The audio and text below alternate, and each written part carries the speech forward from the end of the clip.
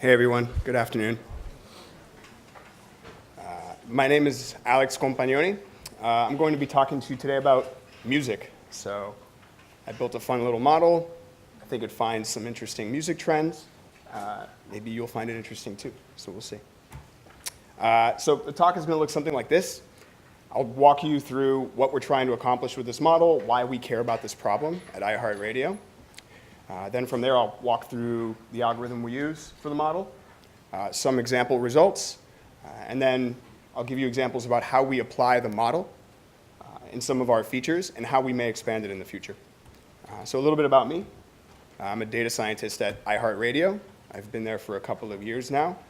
I work on recommendations there. So that means, for example, you'll open the app, you'll start a Drake radio station. You'll get recommended a bunch of songs. You get to thumb them up, thumb them down. That's the, I guess, part of the product that I focus on.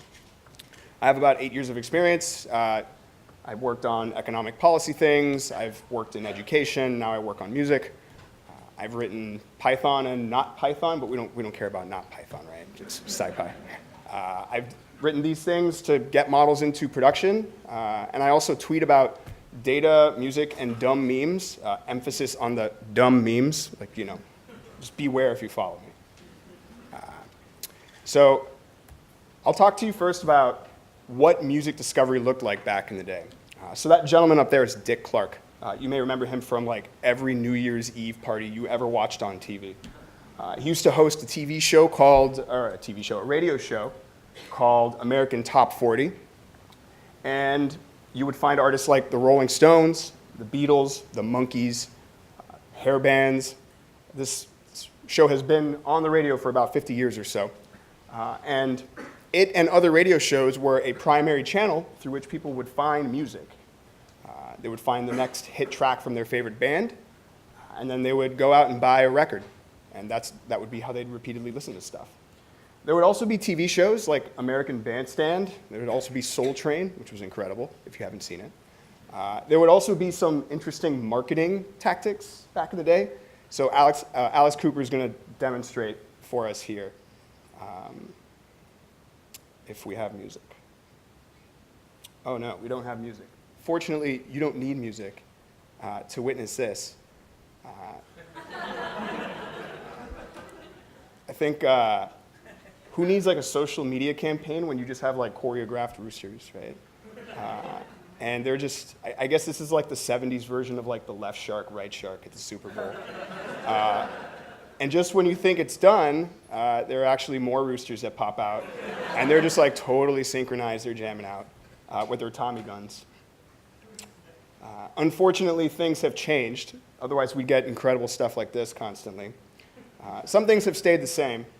Yeah, wow, they're really going at it. So American Top 40 is still a radio show. It still has a top hits in America. It's now hosted by this guy, Ryan Seacrest, who you see everywhere. I guess he's on New Year's Eve and every other TV show ever, including morning shows now, apparently. Yeah, morning shows.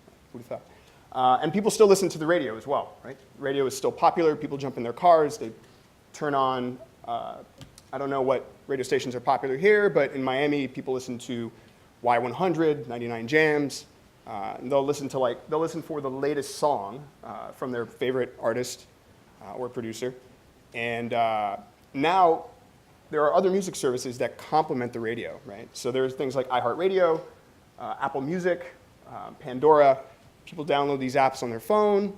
You can start whatever artist radio station you'd like. Playlists are a thing. Everybody's got a playlist. There's a playlist for people who make playlists now, I guess. Those are very popular. And they're actually more than just music services. They're also social media services, right? So people follow like their favorite DJs on Snapchat. Or they go on Vivo, YouTube, listen to music or watch music videos. There are also a bunch of music blogs. There used to be music like magazines like Rolling Stone and Spin. Now there are gazillions of music blogs. I remember when Pitchfork just started because I'm a terrible music hipster. Now Pitchfork is like an enormous media thing. They have a festival. There's NPR All Songs Considered. And then in addition to all that, there are like music tool services. There's like Shazam. Oh, I like this song. I'm going to Shazam it. It's great. Oh, what did I listen to for the last 7 days? It's all on Last.fm. And then there are also the things that died that we used to love. There's like Rdio. Rdio was a great app. MySpace, I mean, like, I don't know, I'm very, very old, so I remember MySpace and Groove Shark. Groove Shark started at the University of Florida, and man, it's really, really exhausting. I just want to like find music, right? I don't want to have to go through all these apps and, sit here and it makes you feel like crying MJ. I don't know. Dumb memes, right? Right, so how can we kind of make sense of all this information through all of these services? I'm going to start with some definitions and lay the groundwork for the problem I'm trying to solve here. So this might be mincing words. I think this is actually an important distinction for purposes of the talk and the model and the problem more generally. I argue that popular songs are ubiquitous songs. They can be heard repeatedly in public spaces, on the radio, in the elevators, waiting in line at Starbucks. They sit on top of the Billboard Hot 100. You'll hear Ryan Seacrest mention them on American Top 40. Some of these are examples of like recent popular songs. You all have been spared because I don't think I have sound. Otherwise, you would hear Shape of You for like the gazillionth time. I would play it. It's a really good song, though, let's be honest. So there's also Bruno Mars, Kendrick Lamar. So these are songs that you just cannot get away from. They've basically reached radio saturation, right? They get played constantly. So unlike popular songs, unlike is not exactly the right word to use here. The issue of trending is a little more closer to orthogonal, maybe. It's not that trending songs are popular or unpopular. It's that their popularity is actually just increasing. You might hear adjectives like breakout, fresh, or hot used to describe these songs. They may not actually be like #1 on the Billboard Hot 100.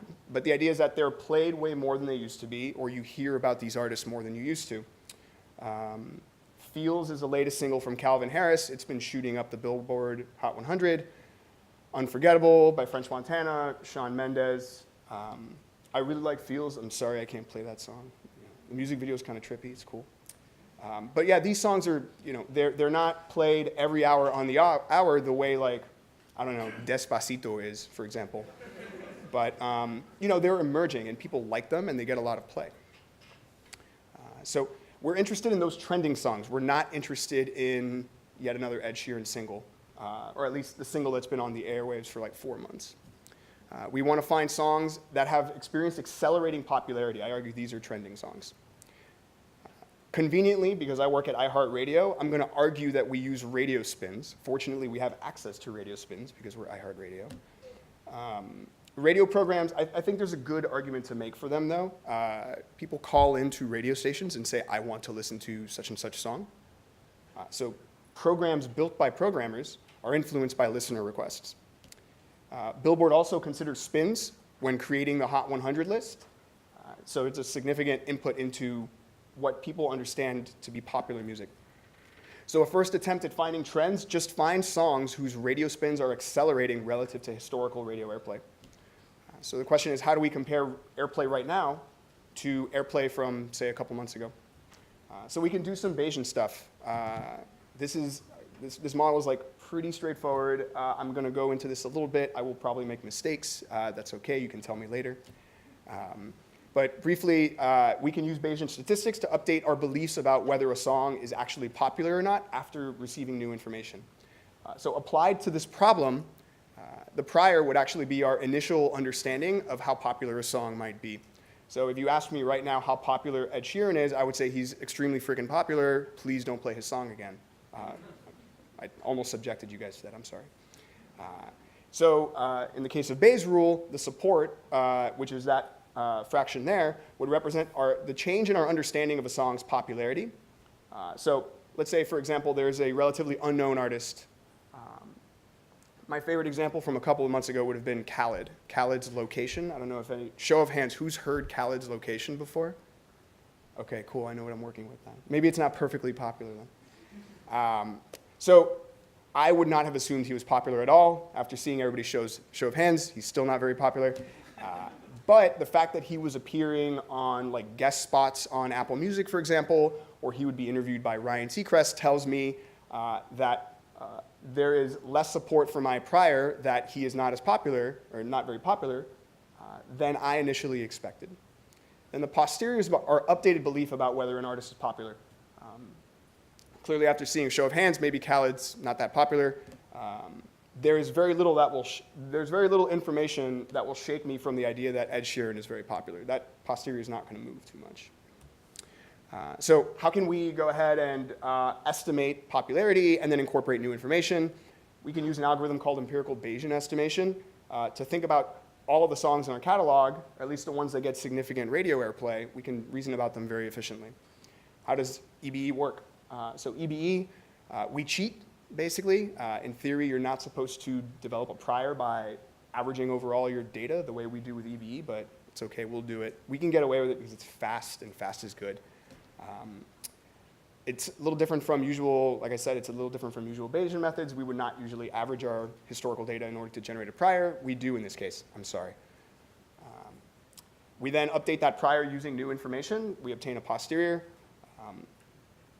My 30-second hand-wavy explanation is not nearly, it's not in the same ballpark as David Robinson's amazing blog post on the topic. I highly recommend it.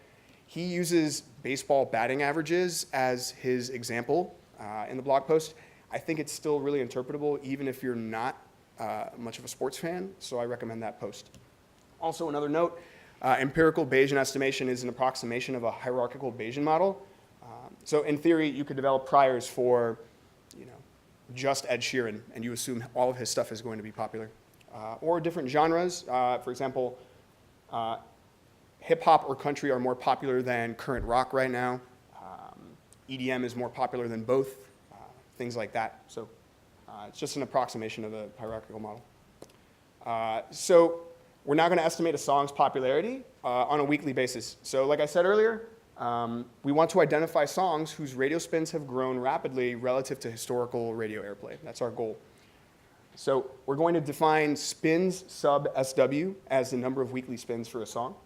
So over the last 7 days, this song has been played 100 times. If it's Despacito, it's been played 100 million times. The probability of a number of spins in any given week, W, is going to be our prior. Our posterior is going to be an update based on the number of spins we have observed in lagging weeks and prior weeks. I denote that by spins sub S past.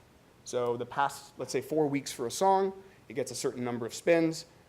It's a previously unknown artist, but it actually gets a lot of airplay. We'll update our posterior accordingly. So how do we actually update to get the posterior? I use gamma Poisson conjugacy, which is nice because I don't have to use any crazy sampling techniques in order to estimate the posterior distribution. So our prior distribution will be the average number weekly of spins for the given song S. The beta parameter will just be 1. And then given the support or any new information that arrives, the update that we can derive is we'll take the average weekly spins for the number of songs over history. We'll then incorporate the last n number of weeks of spins. We'll add those two things together. We'll update our beta using the number of weeks we have. And that'll give us an update for the, that'll give us an update for the posterior. So EBE in pseudocode is this. It's like 7 lines of code, and it's fast, so that's great. Like I said, it's a very, very simple model. I don't use probabilistic graphs or anything like that here. But like I said, it's fast, and that's good when you're working with a large catalog. So just to walk through this for a second, the number of weeks for which we've observed spins, we will average those spins over those 4 prior weeks. And that's our cheating, right? That's how we develop our prior, by cheating and looking at the data. We'll then develop like a hash map or a dict of posteriors. And then for every song in our catalog that we care to estimate a trend for, we'll look at the last 4 weeks in the case of this pseudocode. We'll roll in the songs from each of the number of spins for each of those weeks. And then we'll update our prior to our posterior using the formula I just mentioned. We'll end up with a dictionary full of posteriors for every song. So now we have a bunch of posteriors, which is great. What do we do with these posteriors, right? They're just distributions. One thing we can possibly do, and this is the simplest thing you could, I think, do in this case, is take a look at the next week of spins, let me start over. You have the posterior. You can claim that your 1 week ahead point estimate is the mean of the posterior. You could just say, I expect, based on this gamma distribution, that this song is going to be played, let's say, 2,000 times. Is that even possible? Maybe for like a really popular song it is. Anyway, so that'll be my point estimate 1 week forward. What we'll then do is we'll allow that week to arrive. We'll see what actually happened to that song, how many times it actually got played.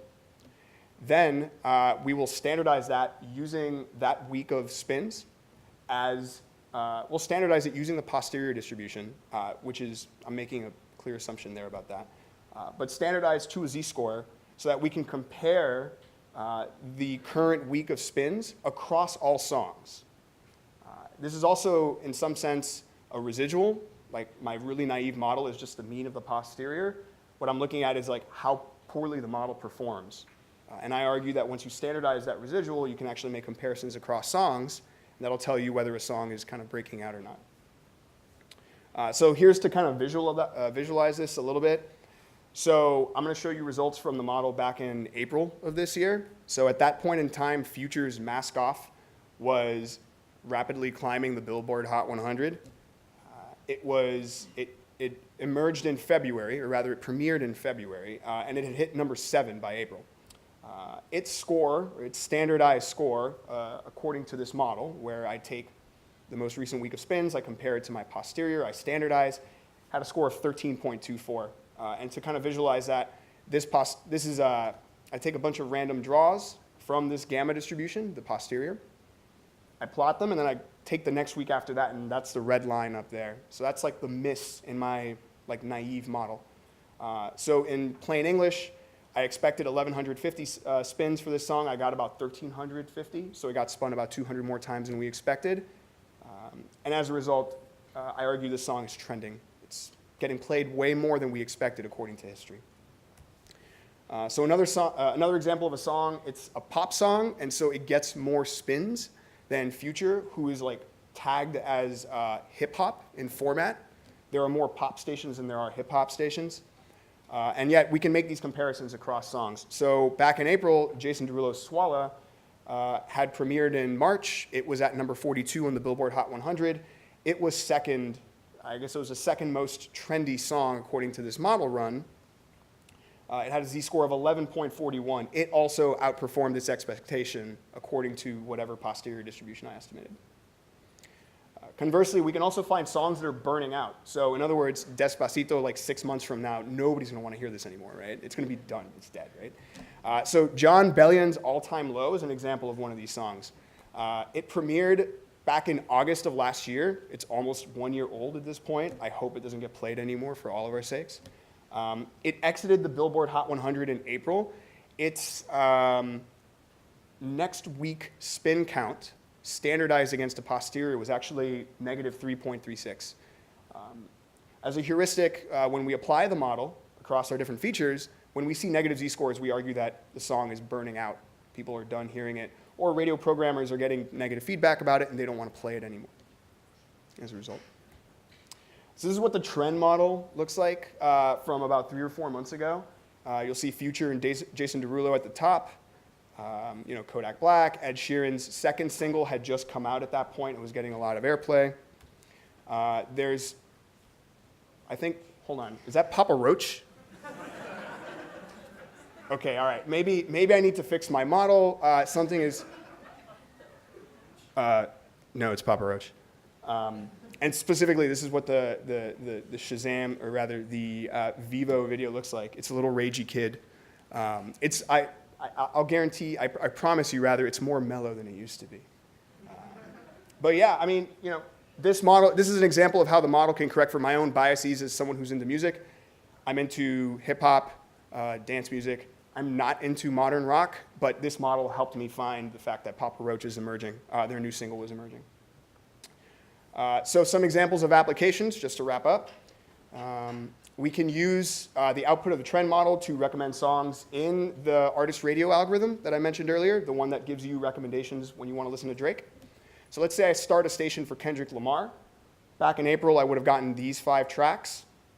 They're all pretty old. The newest track on here is Childish Gambino, and that came out in October. And so it's not very fresh.